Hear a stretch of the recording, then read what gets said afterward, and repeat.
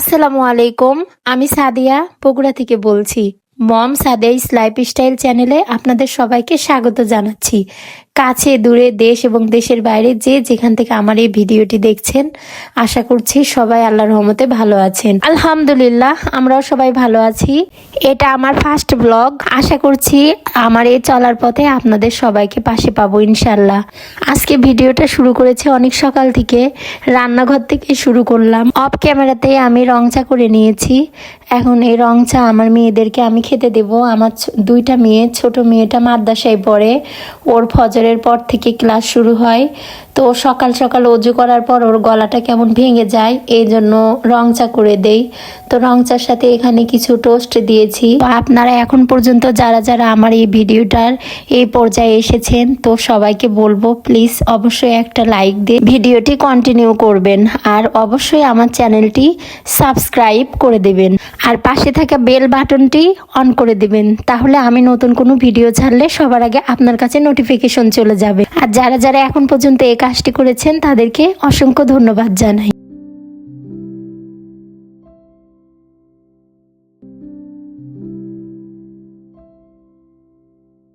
আজকেও আমার গলার অবস্থাটা ভালো না। দেখেন, আজকে আমি ভিডিওটা ভয়েস দিচ্ছি আর আমার গলাটাও জানি কেমন। তো আমার কথা যদি কারো শুনতে অসুবিধা হয়, একটু ক্ষমাস্বরূপ দৃষ্টিতে দেখবেন। তো এখানে আমার দুইটা মেয়ে, ওরা নাস্তা করে নিচ্ছে। এখন ছোট মেয়েটাকে নিয়ে আমি মাদ্রাসায় যাব। আমাদের বাসা থেকে মাদ্রাসায় যেতে 3-4 মিনিট লাগে। তো আমি ছোট মেয়েটাকে নিয়ে মাদ্রাসায় যাচ্ছি। অনেক ঠান্ডা ছিল সকাল সকাল, এখনো একটু একটু কুয়াশা পড়ে। তো এখানে ওর মাদ্রাসা যে সাইড দিয়ে যেতে হয় সেই সাইডে একটা রিসোর্ট আছে। রিসোর্টটার সামনে ফুল বাগান, অনেক ধরনের ফুল গাছ আছে, কিন্তু এই গাঁদা ফুলটাই বেশি।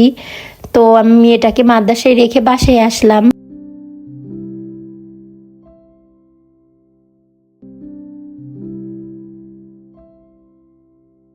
অনেকের ভিডিওতে দেখেছি জানালা খুললে কিংবা বারান্দা থেকে অনেক সুন্দর ভিউ দেখা যায়, কিন্তু আমি জানি না আমার সাথে কেন বারবার এমন হয়। এই বাসাটা রিসেন্টলি চেঞ্জ করেছি, কিন্তু আমাদের বাসা থেকে সুন্দর ভিউ দেখা যায় না। আজকে সারাদিন আর কোনো রান্না বান্নার ভিডিও করি নাই। তো এটা হচ্ছে বিকেলবেলা, এখানে একটু সবজি নুডলস রান্না করব। ছোট মেয়েটাকে আজকে টিফিন দেই নাই, তো ওকে টিফিন দিব আর আমরা সন্ধ্যায় নাস্তা করব। তো এখানে স্টিক নুডলস নিয়েছি, সেই নুডলসের সাথে কিছুটা আলু, গাজর আর মটরশুঁটি আর ডিম দিয়ে নুডলস রান্না করব। তো এখানে কড়াইয়ে একটা ডিম দিয়ে দিলাম, আগে তেল দিয়ে দিয়েছিলাম। ডিমের মধ্যে একটু লবণ দিয়ে ডিমটা সুন্দর করে ঝুড়ো ঝুড়ো করে ভেজে নেব। তো ডিমটা ভাজা হয়ে গেলে তারপর এর মধ্যে বাদ বাকি নুডলসের উপকরণগুলো দিয়ে দিব। শীতের সিজনে এইভাবে বিভিন্ন ধরনের সবজি দিয়ে নুডলস রান্না করলে খেতে অনেক ভালো লাগে। তো ডিম ভাজাটা হয়ে গেছে, এখন এই ডিমটা উঠিয়ে নিচ্ছি আমি। উঠিয়ে নিয়ে এর মধ্যে পেঁয়াজ মরিচটা দিয়ে নিচ্ছি। আমি ঝালের পরিমাণটা আজকে বেশি হয়ে গিয়েছিল। একজন ঝাল পছন্দ করে, আরেকজন ঝাল পছন্দ করে না। তো তারপরে একটু তেল দিয়ে নিলাম, নিয়ে তারপরে একটু ভাজা ভাজা করে নেব। ভাজার এক পর্যায়ে আসলে এর মধ্যে আমি আলু, গাজর আর মটরশুঁটি দিয়ে দেব। তো এখন একটু নেড়ে চেড়ে নিচ্ছি, নেড়ে চেড়ে একটু সামান্য লবণ দিয়ে নিলাম। লবণ দিয়ে আবার একটু ভাজা ভাজা করে এর মধ্যে এখন আমি গাজর, আলু আর মটরশুঁটি এগুলো দিয়ে দিচ্ছি। এই সবজিগুলো আমি আলাদা করে ভাপ দিয়ে নিই নাই, যেহেতু এখন নতুন এগুলো সব কিছু তেলের মধ্যে অল্প আছে সেদ্ধ হয়ে যাবে, এই জন্য আর আলাদা করে ভাপ দিয়ে নিই নাই। তো এখানে হালকা আছে আমি একটু নেড়ে চেড়ে ভেজে নিচ্ছি। লবণ আর দিই নাই, পেঁয়াজ মরিচে আগে আমি লবণ দিয়ে নিয়েছিলাম।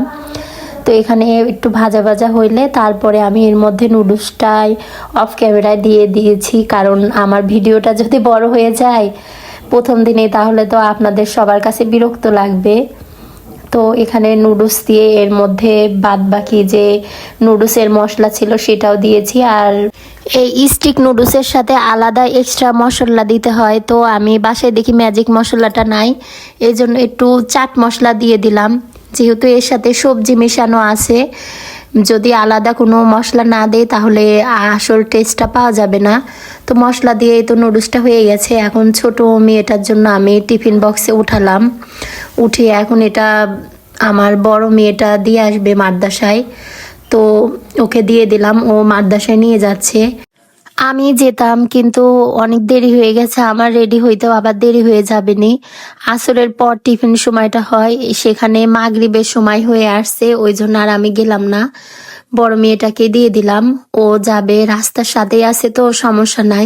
আজকের ভিডিওটা আমার এই পর্যন্তই, আবার দেখা হবে যদি সুস্থ থাকি নতুন কোনো ভিডিও নিয়ে। সেই পর্যন্ত সবাই ভালো থাকবেন, সুস্থ থাকবেন, আমাদের জন্য দোয়া করবেন। আল্লাহ হাফেজ, আসসালামু আলাইকুম।